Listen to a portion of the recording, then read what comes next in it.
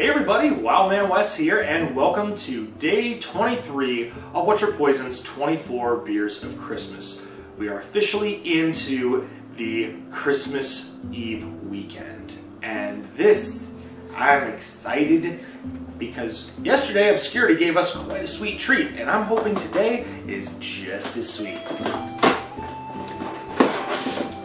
From Miskatonic Brewing in Darien, Illinois, we have, hello, my name is Dunkelweizen.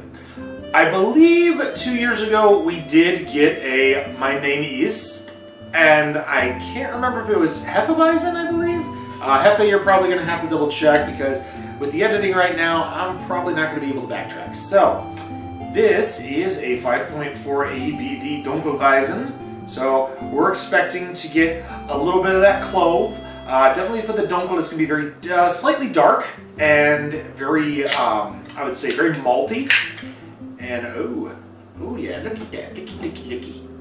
Let's see, here we go. Yep. Well, not as dark as I was expecting, but I mean, it does definitely have that dark, at least brownish amber. We're going to have to take a quick little break to let this head settle. Alright, let it set a little bit. Yeah, actually it is a lot as dark as I was expecting for a Dunkelweizen. Let's see. Getting a little bit of that clove. Almost a banana, kind of. I mean, that's with like with a Hefeweizen, you're gonna get kind of a banana clove feel to it. Smell a lot of malt in this. Smells oaty, so that's always a good thing. So, all right, let's have a drink.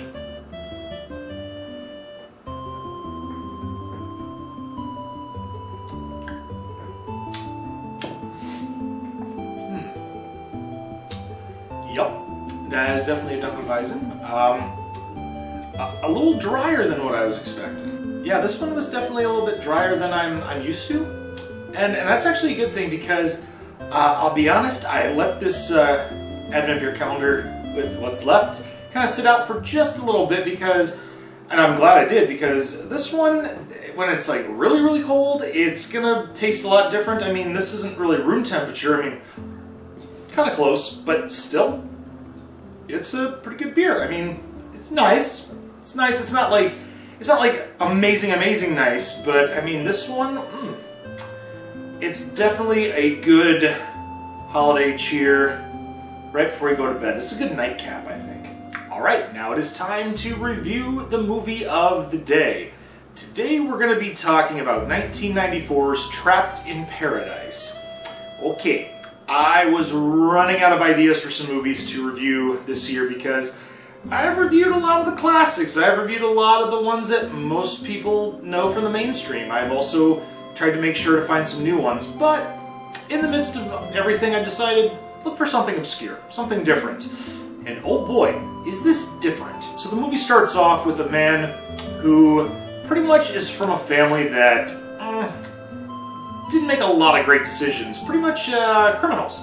And he's going to the prison where his other two brothers are sitting in jail and they're awaiting to be released. They're finally getting out. And once he gets them out, what do they want to do? Cause a crime. Oh boy, don't you love when that happens? It's like you think that somebody would learn from their past mistakes and they go and screw it all up. So the two brothers that are just getting out of prison decide they're going to rob a bank, and they end up in this town called Paradise where they're planning on robbing a bank. They do, and while they're going into the getaway car, a lot of crazy shenanigans happen. They end up at the house of the man who owns the bank, and his daughter that works there is someone that the main brother that wasn't in jail starts to have a little bit of some infatuation with. And hilarity ensues where the cops are trying to figure out what's going on and they're a little suspicious of these guys, but yet the town kind of brings them in as their own, and then the brothers decide, you know, what have we been doing with our lives? Isn't, you know, maybe we should be changing. That's pretty much the movie altogether. And I'll be honest, my attention kind of faltered through this movie. I want to talk about what I like and what I don't like about the film. What I like about the film is that it's kind of one of those movies where it's the fool me once, shame on you, fool me twice, shame on me, kind of, okay, you know, we're gonna, you know, we finally learned our lesson, and what are we gonna do? We're gonna do it again. I mean, it's sad, but at the same time, it's kind of funny because you already have expectations of what could go wrong, will go wrong. And it's almost like a predictability movie, where you're trying to figure out exactly what's gonna happen to them. And unfortunately, it's very overly predictable. The one big thing for me that was a turn-off watching this film is that, yes, you can have actors and actresses that have fairly decent names, whether they've already gotten their careers, you know, going for a while or they're just starting.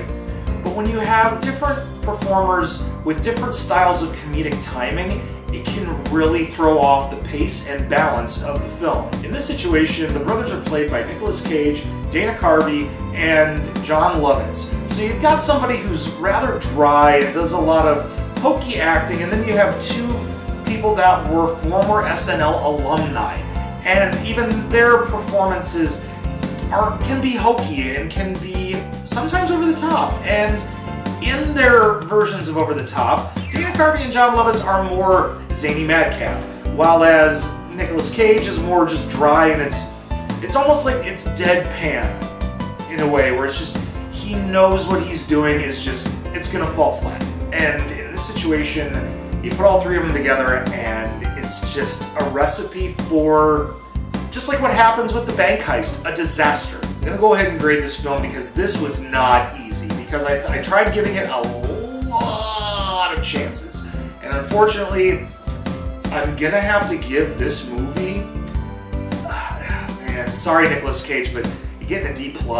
This one was like if I'm watching a movie and my attention span goes away to the point where I almost turn off the movie, or I start doing things around my place while I'm watching it just as background noise, yeah, that's a bad thing, and you're lucky that you got a passing grade. Well, apart from that really, really tear-apart review in the movie, we hope you enjoyed this episode. Make sure you leave a thumbs up, and if you didn't agree with me, whether on the movie or whether on the beer, you can leave a thumbs down. Totally get it, because in some instances, these movies are not for everybody. And you know what? It's okay. I get where you're coming from if you don't agree. Also, make sure that you push that little red button. Let's get the algorithm going. Ring the bell. Share on social media. Check out my boy Hefe on Beer You, Beer Me. I mean, season's coming to a close, and I guarantee he's going to have a lot of fun stuff for all of us kiddies.